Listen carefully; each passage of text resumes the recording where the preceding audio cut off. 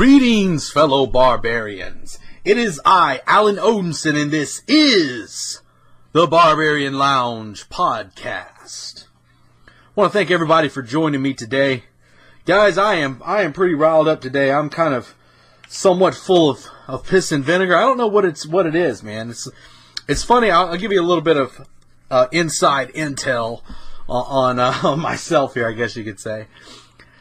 Man, the past few days, I don't know like what's been up, but man, I've been in one of those moods. I don't know what it is. I don't know what it's been. I don't know if this maybe the changes in the moon cycle. I don't know if you want to go that metaphysical route or whatever it may be, but man, it feels like that January just kind of hit me like a ton of bricks this year. I don't know if you guys have been feeling the same thing, but man, it just felt like January just climbed to the top rope and dropped an elbow on me, Macho Man style. It's been tough kind of getting going, getting moving. It's weird. But I tell you, as soon as February hit, I don't know, it could just be the day that I've had today, but as soon as February hit, it almost feels like I just kind of got re-energized. It's strange. It could be, that right now the energy of the people, the nation has changed off a little bit. Man, I don't know, but maybe it's because everybody's been sick as shit, and they're starting to kind of get over it. I don't know. I pretty much issued like a quarantine level alpha here. I'm like, motherfucker starts coughing. I'm like, all right, you got to go, pal. You got to go. You can keep that shit to yourself. So hopefully you guys are staying well out there. I've stayed well so far. It's probably because all the rum I drink keeps my blood pretty cleaned out. So, it's there's always that. So, that's what happens when you live that pirate life, folks. When you live that pirate life, you fill yourself full of rum. It wards off all sickness. So, there we go. Let's get a little bit of housekeeping out of the way before we get started here. First off, the website is thebarbarianlounge.com. Go there, check it out. There's a lot of stuff on there. I'm going to be uploading 2 new articles from my good buddy Brandon Tuberville today. Really, really good work. He sent them to me earlier, and probably by the time that you guys read this, read this.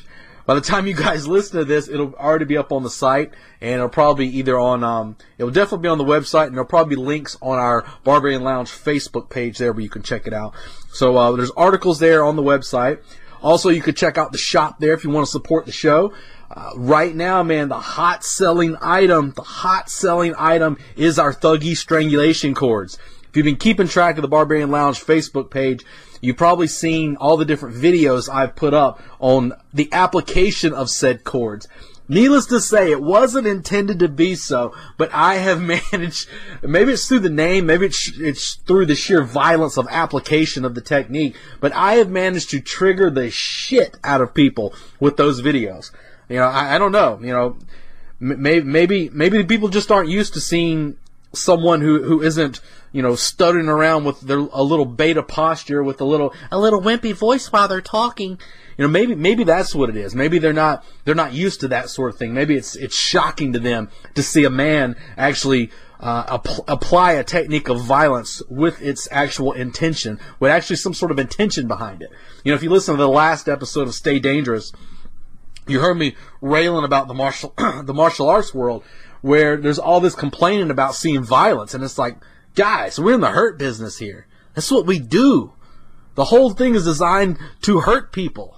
The honor and all that other shit, that's just a byproduct. That's stuff that comes after. But first and foremost, we're in the hurt business here. But needless to say, the Thuggy Strangulation Cords have a lot of people have been purchasing them, which is great because that helps support the broadcast. Plus, you get something kind of cool. But also, man, free videos are going up. And, when I have the ability to demo this thing in person, the videos don't really give it justice. When I have the ability to demo this cord in person, people are immediately like, okay, I gotta have one. So, last year at Blade Show, I was offering free strangles with the cord, and everybody loved it, so. So you can go there to the store, check it out. at thebarbarianlounge.com.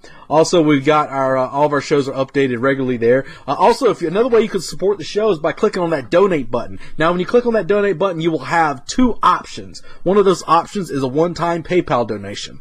I should not have to explain that to you. It's just as it sounds. It's a one-time PayPal donation. You click on it, takes you to PayPal, your PayPal account, you donate however much you want to. We've got several people that donate to help support the show. They're not interested in membership. They just want to support the broadcast. And let me tell you something, man. Those donations are very much welcome. I've asked them if they wanted a shout out. They said no shout out necessary. That is what you call the elite class of the Barbarian Lounge horde right there. Those are the people. They're not in it for the glory. They're in it because they support the message. And while they don't want a shout out, I'm not going to shout their name out. But let me tell you something. I notice you, brother, and I thank you. I thank you. Also, our members site, the other option, which we've got many members right now. If you click on the Patreon link, that'll take you to our Patreon page. That is our members only website. We've got a lot of fantastic members on there who many of them have been down with the cause since day one. And let me tell you something. When it comes to the lifeblood of this show, our members, the Barbarian Lounge podcast members, they are the lifeblood of this show. Every single person that listens to this show and enjoys the free content, you should be thanking those members. Because let me tell you, if it wasn't for their support, this show would not be around right now. This show would not be alive because we went through some shit last year. We went through some shit, and I'd be willing to bet we're going to go through it again this year. But only because of those members and the financial support they put forward to this show enabled me to keep it running. So they are the lifeblood. Make no mistake about it. All of you people on the other end of this that are enjoying the free content, hey, you know what? Enjoy. I'm glad you're enjoying the show. But the people that are actually out there that are putting some skin in the game, man, you all should be thanking them. You all should be thanking them. Our member site, they have a lot of different benefits as a member, and I'm looking to add more of those benefits. I'm trying to figure out the best way to do it. I'm very big on efficiency. If I'm going to do something, I want it to be efficient in the process. I don't like it to, to fiddle fuck around with it. So with our member site, if you are a member right now, you are privy to many different benefits. One of those benefits is you have complete access to our entire show archive going all the way back to episode 1. It is amazing to listen to episode 1 and see just how far this broadcast has went. I think I started out with a PlayStation headset. That was how I did my first show. And people were like, oh man, you need to get this, you need to get that. And I was like, you know what? You guys can be thinkers. I'm going to be a doer. I'm going to make do with what I got, and here we go. And, we're rapidly right now approaching episode 100 of our regular shows. Now, also as a member, you will have access to exclusive members-only broadcasts. I do 4 exclusive members-only broadcasts per month.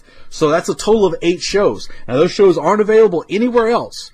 So if you're not a member, you'll never be able to hear them. If for some reason this show were to ever shut down, those episodes are only for members. I will never upload them anywhere else. That is my pledge.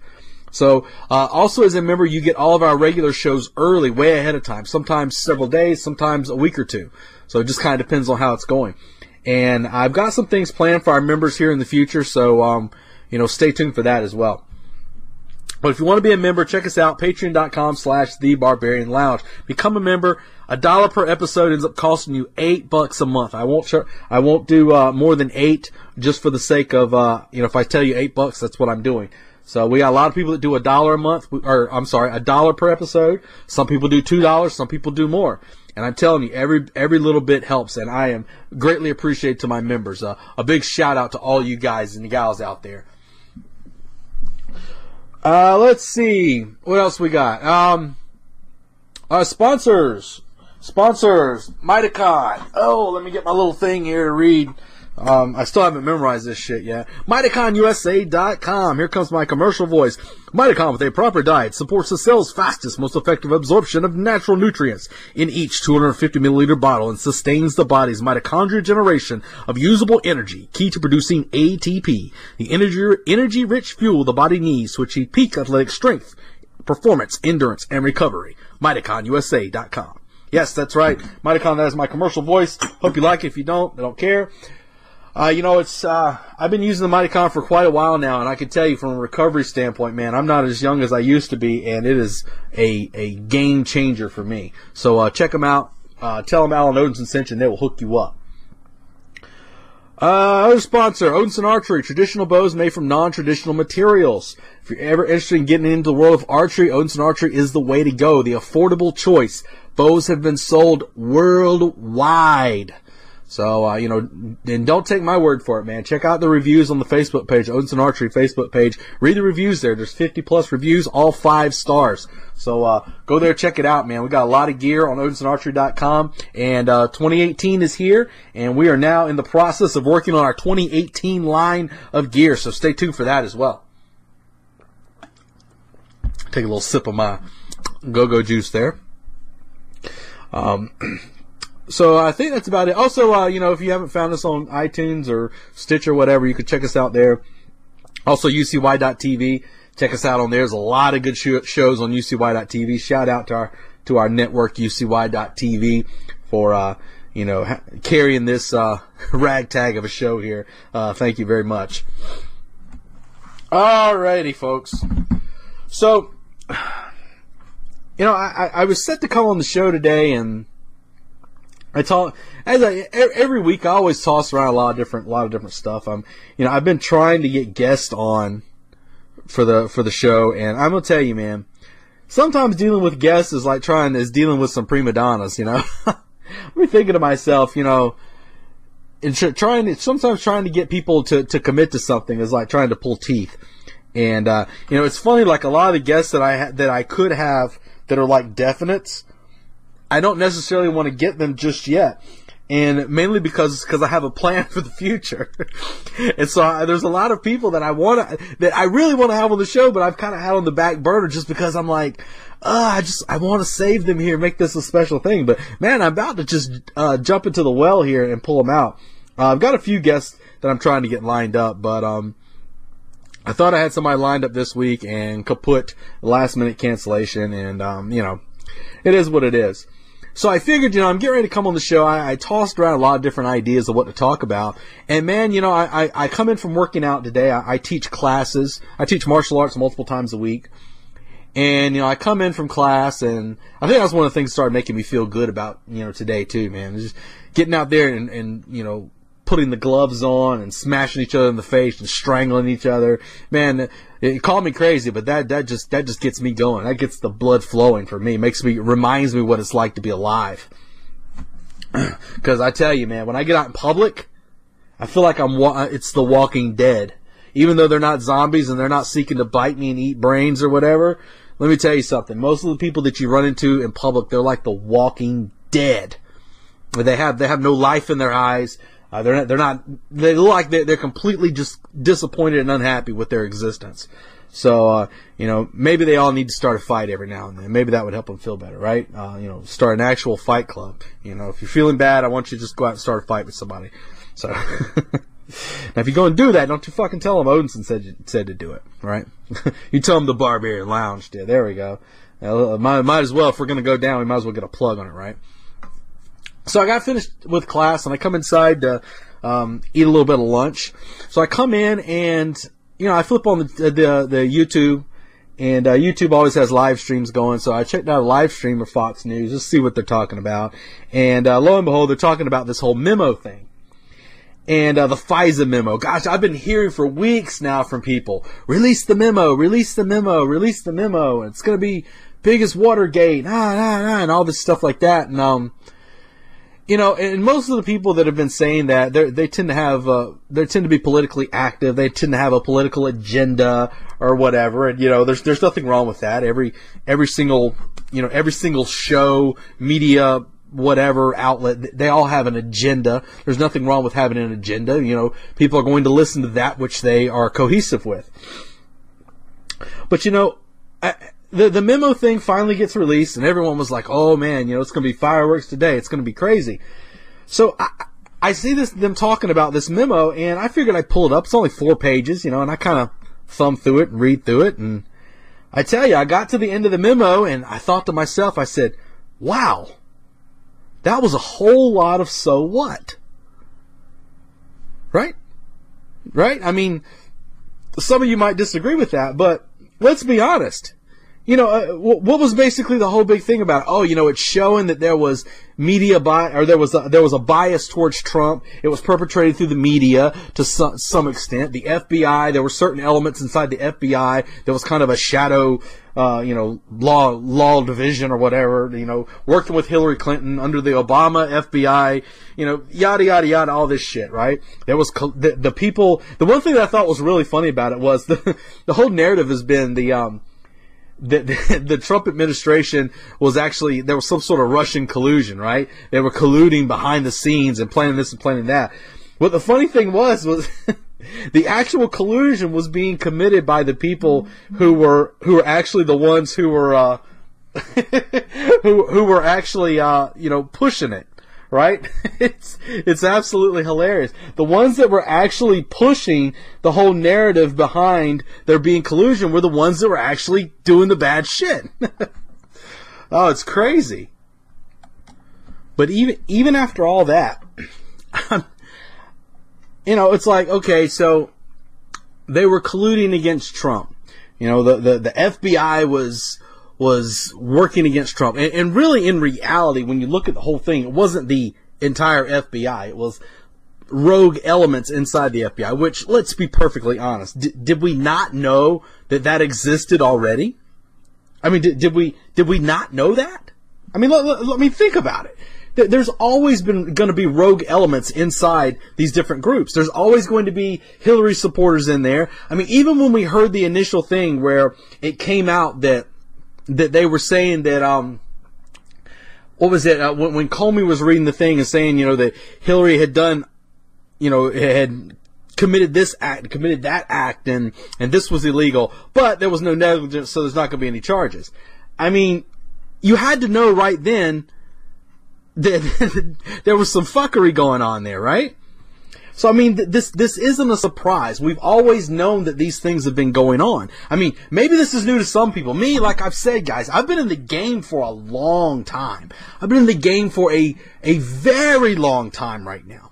And, I've heard about this conspiracy and that conspiracy and this letter and this memo and that memo. And one of the constant factors that we always see is that nothing ever really happens out of it. Nothing happens. When you look at that, when you break down this memo, almost all the people who were involved, they've either stepped down or been fired in some way, shape, or form, or they're just out of the limelight. I mean, yes, okay, so we're finding that Hillary Clinton pretty much paid to have have Trump investigated. Okay, what's going to happen? Is Hillary Clinton going to go to jail? Come on, guys. She's had all of this other evidence put against her in the past with all these different issues since way back to when Bill was in power, when he was the governor in Arkansas.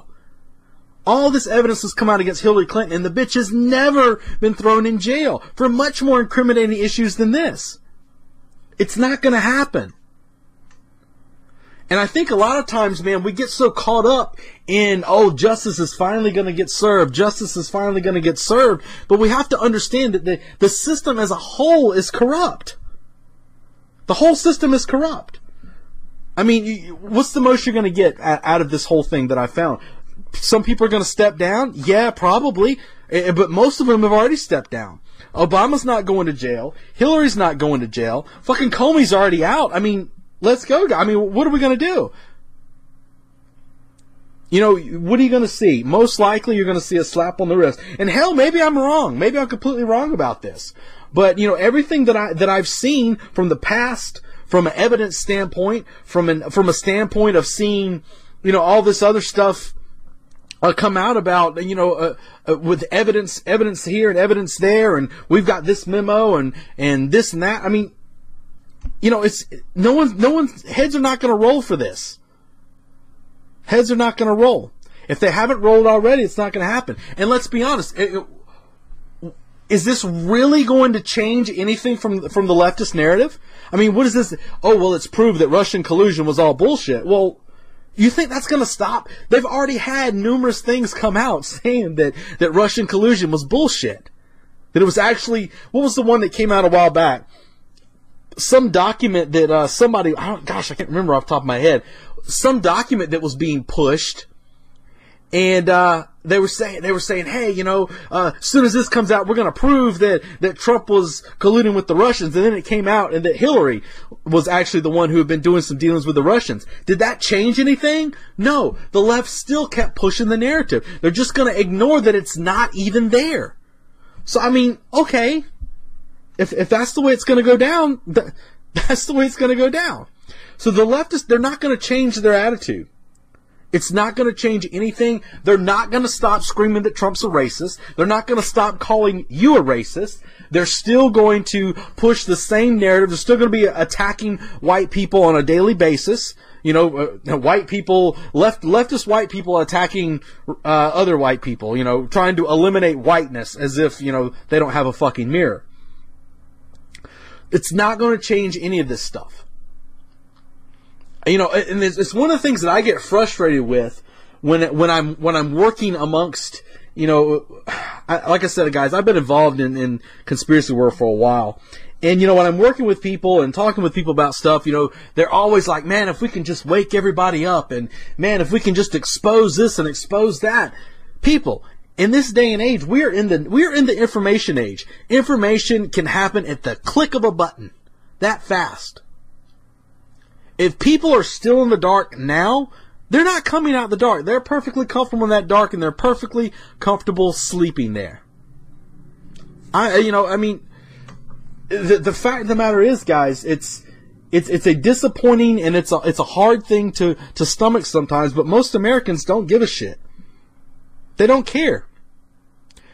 And why don't they care? Well, you could throw it at them and say, well, you know what, man, they're just lazy as shit, and this and that, but let's be honest. Most people are out there every single day just trying to put food on the table.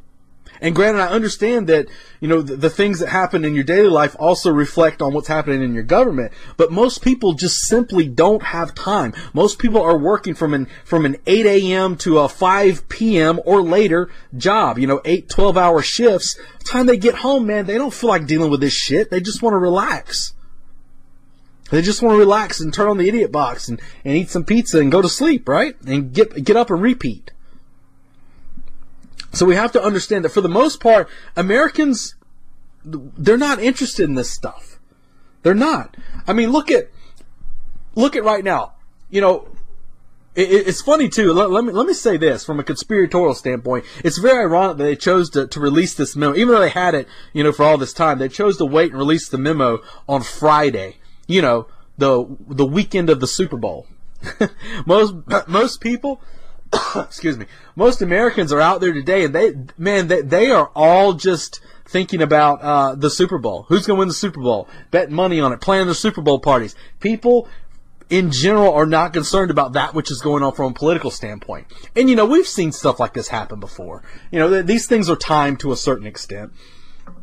But if you look back in the past about things that Americans gave a shit about, when the whole WikiLeaks thing came out. We had the WikiLeaks document, and you heard forever, WikiLeaks.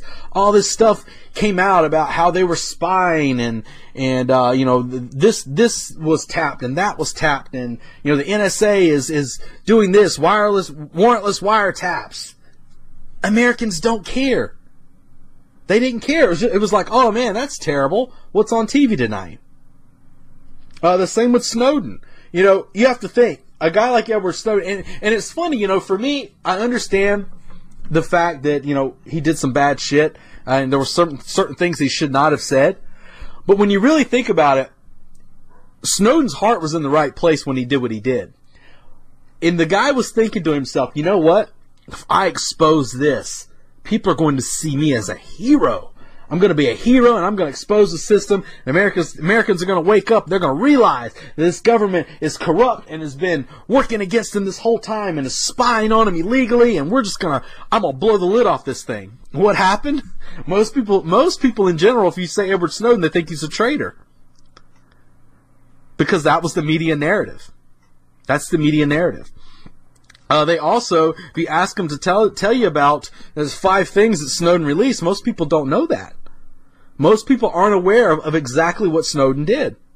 You know, whether you agree or disagree with what he did doesn't matter. Fact of the matter is that most people don't know or don't care in the least bit. And those were things that were directly and still directly affect them. But people are just oblivious to these things now.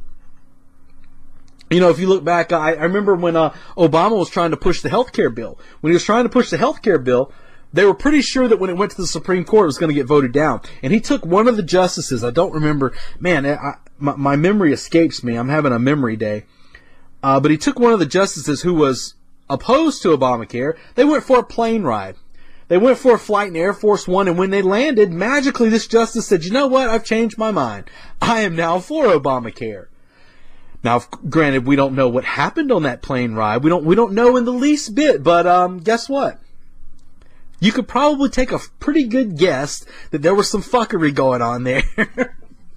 There were probably some numbers exchanged. There may have even been some threats exchanged. Hell, I don't know. All I know is that someone who was adamantly against Obamacare went for a ride in Air Force One with Barack Obama, landed, and magically had converted his mindset. So, you know, we have to understand that for the most part, and this has been my experience with trying to expose people to information. I used to be one of those people back in the day that would, you know, collect DVDs of information and pass out. Hell, guys, I was in, you know, balls deep in this stuff. I would make little flyers and pass them out. I mean, I was into this shit, right? And you just you think to yourself, you know, these people that you're handing this stuff to, most of them either laugh in your face or they do take your flyer and throw it in the trash. Most people are not going to go home and watch a DVD. Most people are not going to sit down and read a long-ass article with all the stuff linked and sourced and all this because, quite frankly, they don't give a shit. We live right now in a don't give a shit culture. We do. If people are going to consume something, it has to be so easily consumable, and they have to burn so little mental calories that, you know, you have to try and cram information into a small little thing. That's why memes are so great right now. People can look at a meme and go, and just that quick, and it's over. But people don't want to expend the mental calories in this. Most people are not even going to want to sit down and read a 4-page memo. They're not, because it's like they read through it and they go, well, how does this affect me? Well, it shows that this was happening with Trump and that was happening with Trump. And, you know, if you're a leftist and you see this, you say, oh, it's probably just bullshit anyway. You know, fuck Trump. He's a racist. If you're a leftist, if you're somebody on the right wing, you see this and you go, well, hell, we all knew that they were plotting against him. I mean, it seems like a whole lot of nothing. And a lot of times people will take these little small wins as if it's some sort of grandiose victory. You know, we've done it. We've exposed the agenda. And it's like, no. The only way you're going to get things to change is if you start changing the mindset of not all, but the majority of the population. And quite frankly, folks, that ain't going to happen. So you may be thinking to yourself, you're hearing all this, and you're like, man, you know, Odinson's raining on my parade. I was feeling pretty good about this memo, or maybe you just think I'm full of shit. Either way, we have to understand, you know, what is a victory and what is not a victory. Because I assure you, tomorrow, the people who were saying fuck Trump are still going to be saying fuck Trump. They're still going to be saying he colluded with Russia. They're still going to be out there protesting. They're still going to vote Democrat whenever the election rolls around again. They will vote any fucking Democratic communist operative that gets pushed in front of them as long as it's not Donald Trump. So what's really changed? Have the lines moved either way? No, it hasn't. No, it hasn't. Not in the least bit.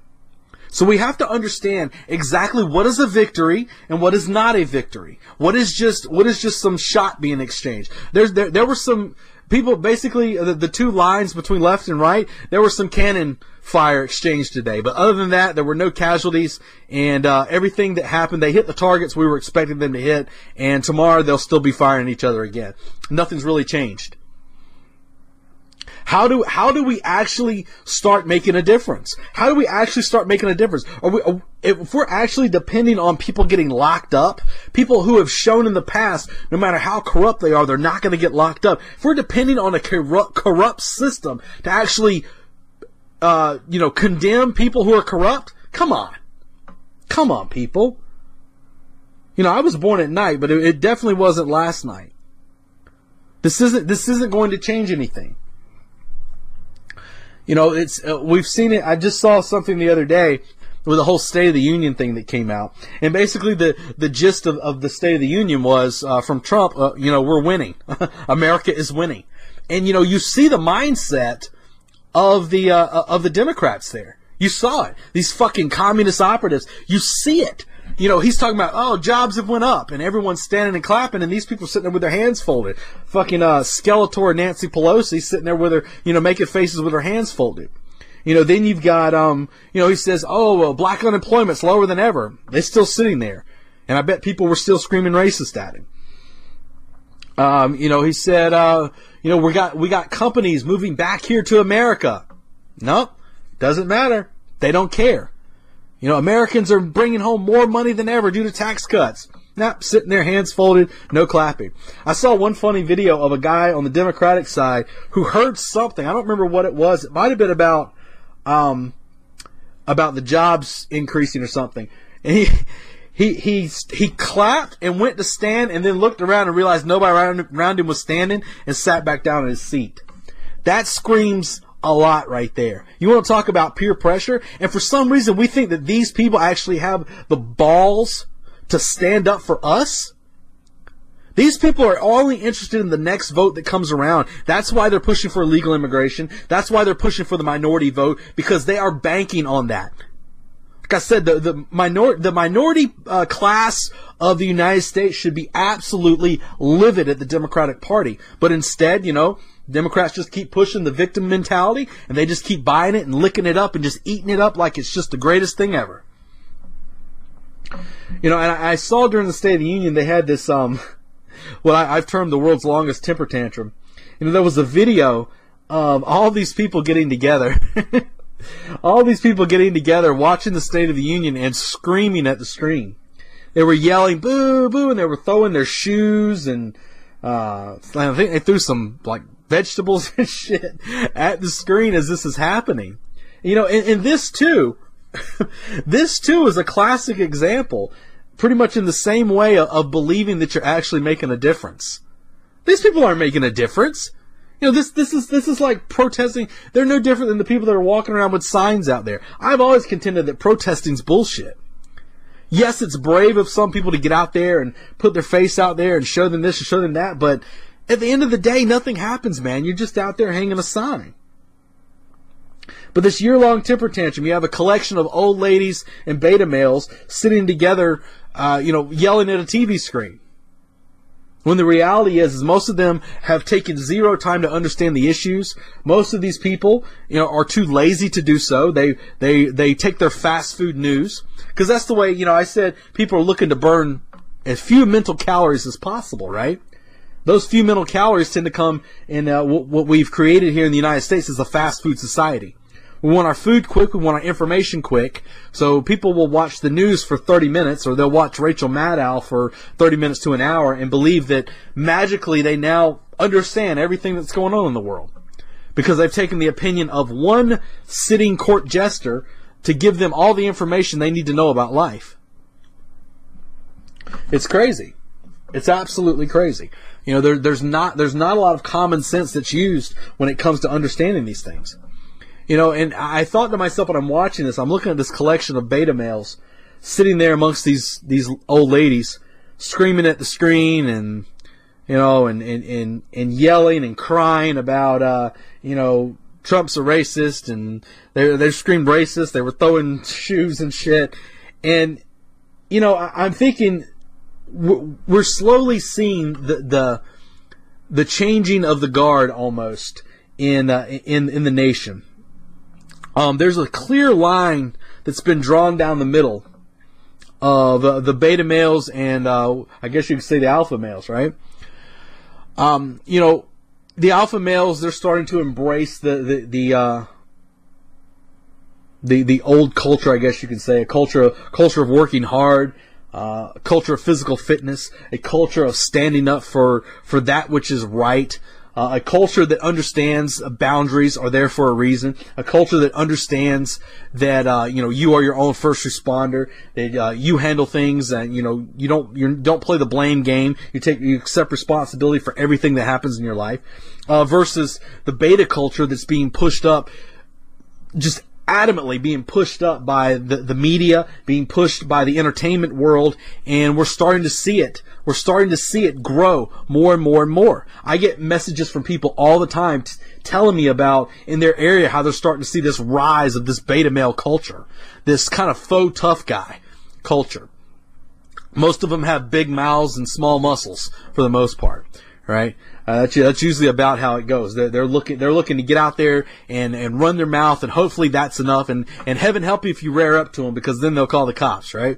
That's when, any other time they're yelling "fuck the police," but when they actually need somebody to protect them, they pretend on the system. It's always funny to me that this collection of beta males that are out there that are pushing this communist leftist ideology.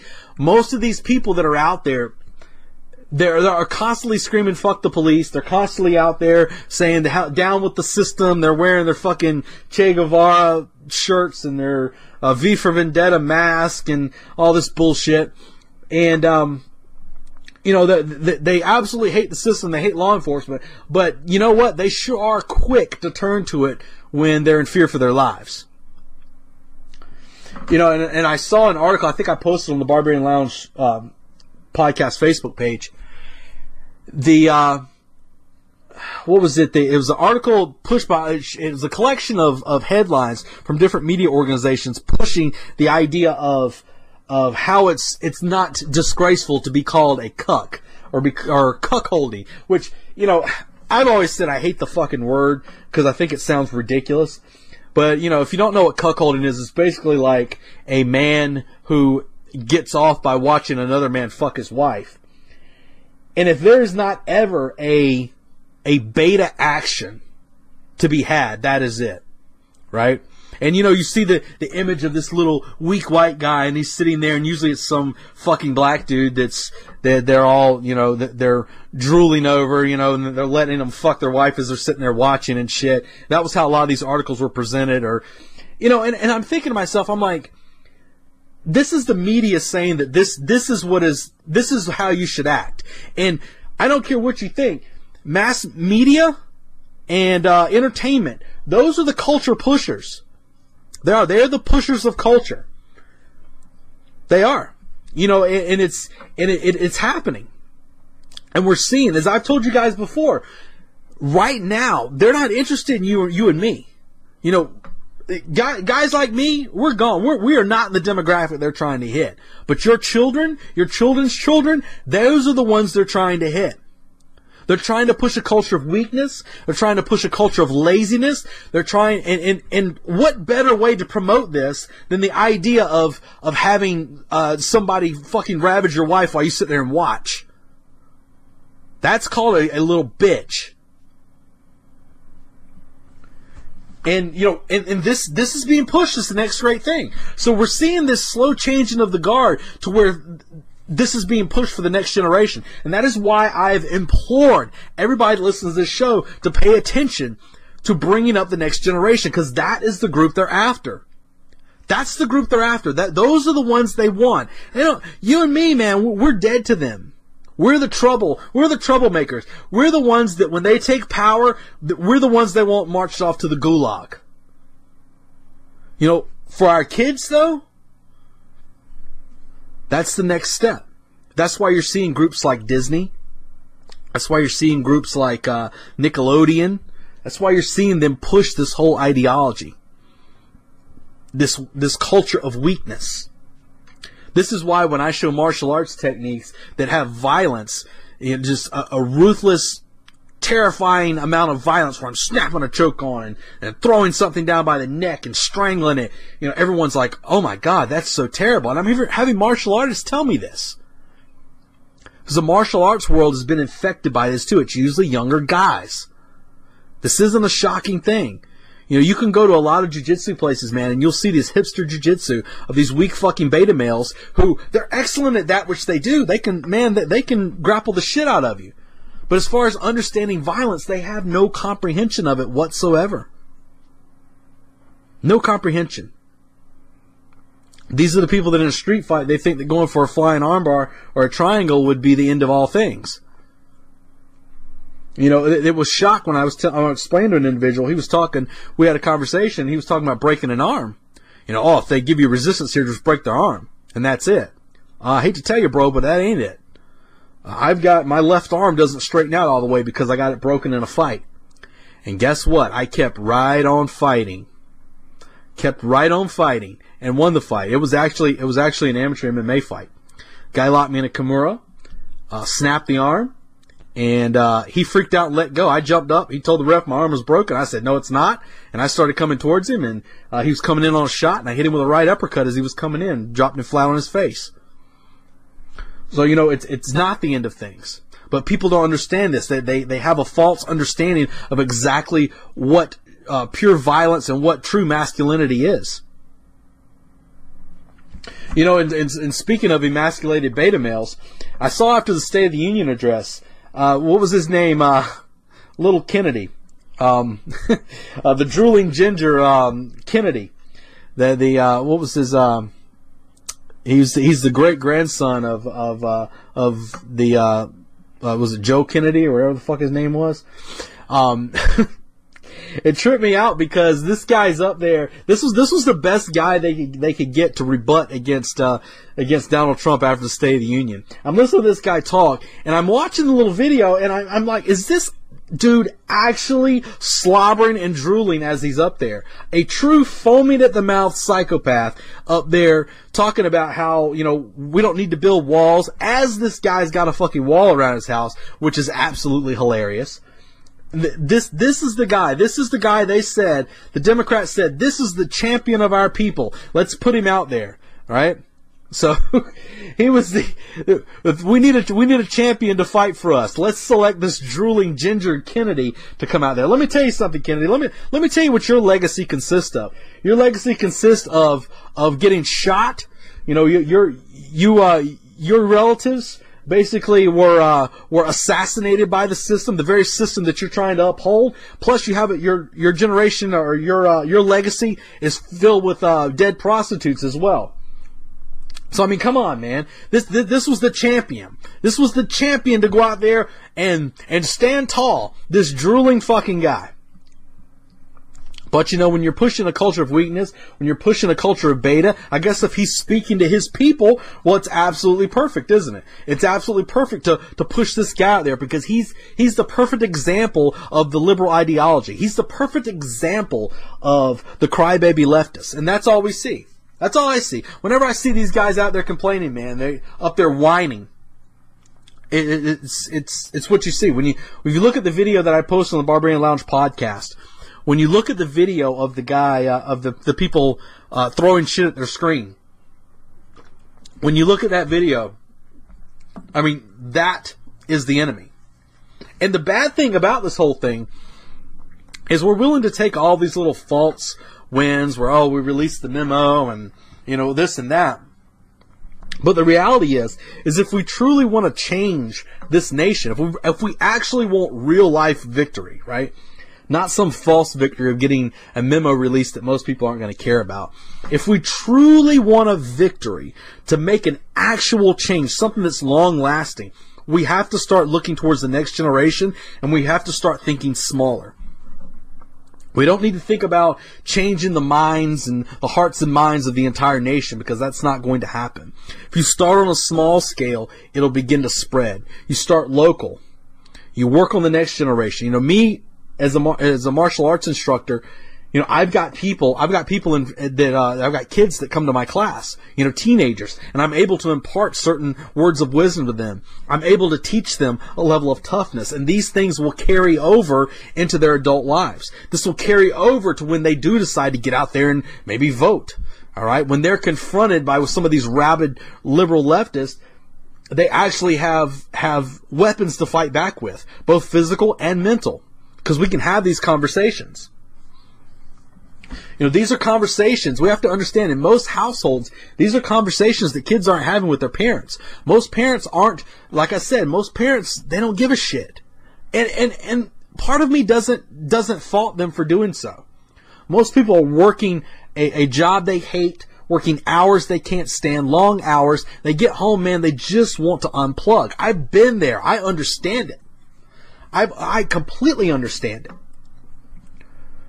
So, a lot of times these kids, where they're going to get their education is going to be at school. Right? So what happens? What happens when they go to these school and they've got these professors, these teachers out there that are screaming "fuck Trump"? I think back about talking about temper tantrums. You remember after Trump was elected? Remember the video of the teacher with the squirt gun that was screaming "die, die, die" and squirting the squirt gun at the image of Trump on the TV. Those are the kind of people that if the parents aren't there to do their job, those are the kind of people that the kids are learning from. And you do not think the system knows this.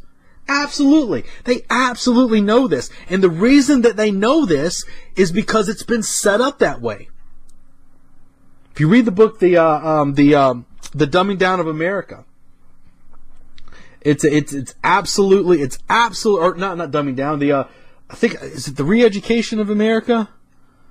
It might be the Dumbing Down of America. I can't remember the author's name. It's a lady. Shit, man! I tell you guys, I'm having a memory day. But when you when you read these books, man, you understand how they've taken the education system and they've lowered it to a certain standard. And now we understand that the communist operatives have been embedded within the education system. The systems of higher learning are just systems of re-education. I talked about this on a couple shows ago. Especially in the colleges. Most of the people that are leading these Antifa protests, who are they? They're college professors. So they're the ones that are out there actually doing this sort of thing.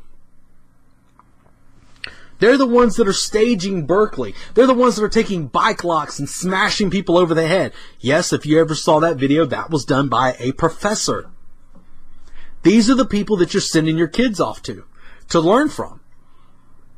And you take a kid, who just wants to fit in for the most part. They have no real knowledge about how the system works, how it operates. They're not somewhat free thinkers. They're not solidified in their ideology. When you send them off to one of these places, they're wanting to fit in, so they get there, and what ends up happening? They have the peer pressure of all the people around them, plus their professor, whom they respect for the most part, and they are expecting this person to give them a certain level of education that they can trust, and you've got this person up there telling them how great Karl Marx is, and how socialism and communism is the way to go. I've been saying before, man, if we really were truly serious, fucking serious about cleaning this nation up, we would start in the colleges. All these Antifa protests, they are growing out of the colleges. The college professors that are up there spewing this communist garbage, they should be absolutely drug out in the street, tarred and feathered, and made to walk the pole on the way out. Plain and simple. No ifs, ands, or buts about it. Because that is where this illness is coming from. Nobody wants to touch that, though. Nobody wants to talk about that, because we say, well, we'll just try and get them fired. These people, for the most part, are not getting fired.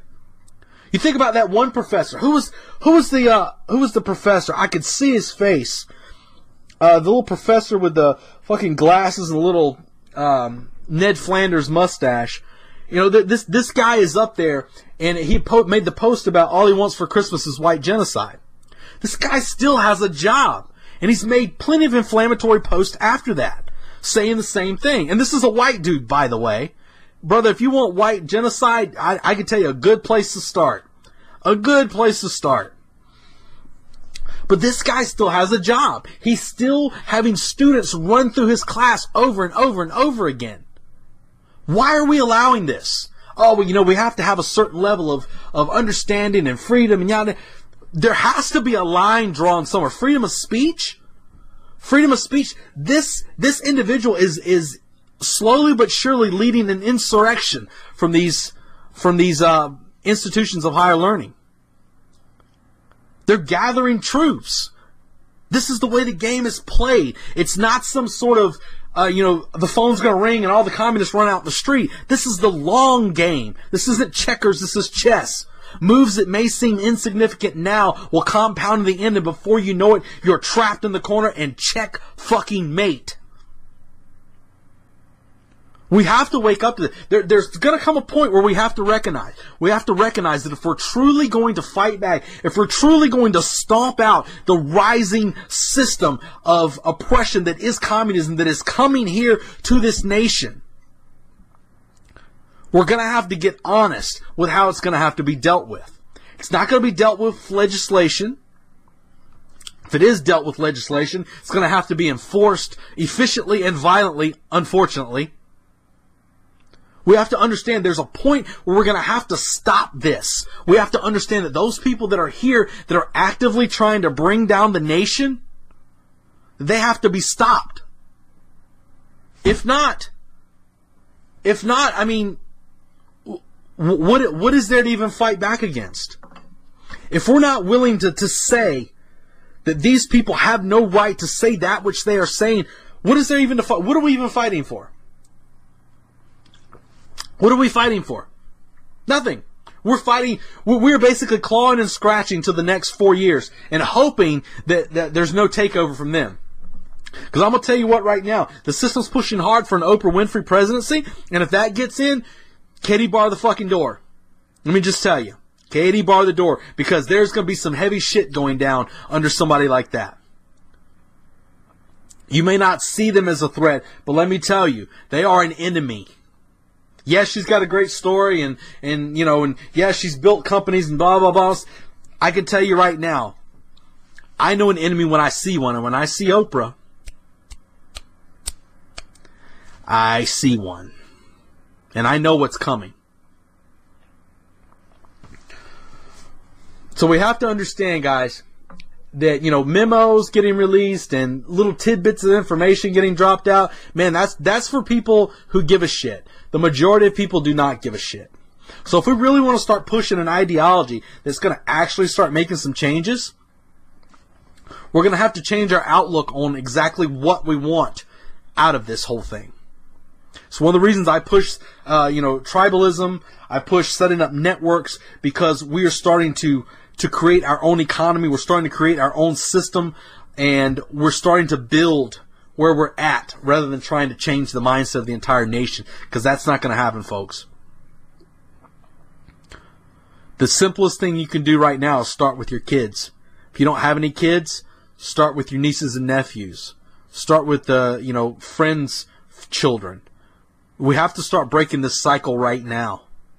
We have to start breaking it right now. Because those are the people they want. You and I, we're dead. Excuse me. We're dead right now to them. If we truly want to make a difference, we've got to start with the next generation. We've got to start building locally. We've got to start controlling that which we can control. The shit that happens in government, with very little that we personally have to do with that. Our representatives, they're not representing us. They're representing themselves. They're waiting for that next election. They don't want to lose their jobs. We can't expect people like that to have our best interest in mind. They have their best interest in mind. And then that goes to their own little tribe of the Republicans and Democrats.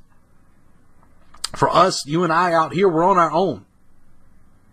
And if we truly want to start making a change, it has to begin with us. It has to begin locally. It has to begin with the next generation. They have to be armed with the facts. They have to know what is coming. That's the only way we're going to survive, folks. That's it. All right, guys. Well, I'm going to wrap it up here. I enjoyed this broadcast. I hope you guys enjoyed it as well. It's crazy times that we're living in. And I think a lot of times, especially with the Trump win, I warn people not to get so overconfident in your wins. You celebrate the wins that you get, but, at the same time, we have to understand what's a win and what is not. There's a lot of false wins out there. I've heard so many people that'll go out and do protests, and they'll stand out there with their sign and scream and yell, and I'll ask them how the protests go, and they'll say, well, we really got to a lot of people, and we really changed a lot of hearts and minds, blah, blah, blah. And then that which they were protesting against, a few days later gets pushed through as legislation. It's the same thing with all the monument protesting. I mean, that shit was coming down, guys. They wanted it to come down. It was going to come down. There was no amount of protesting you were going to be able to do. And those were false battles. Those were battles that were not going to be won, unfortunately. I wish it worked that way. I really do. I wish that protesting worked. I really do. But it does not. So we have to start thinking about exactly what's a win, what constitutes a win, and how we're actually going to start making real change. So that's it, folks. I'm going to wrap this show up. I hope you enjoyed it. So now, my fellow barbarians, this broadcast of the Barbarian Lounge is closed.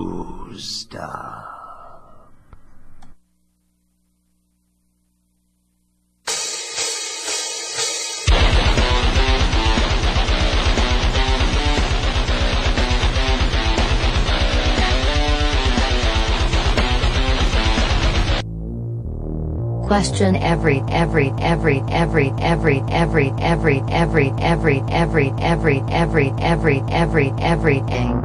Intelligent radio for intelligent people.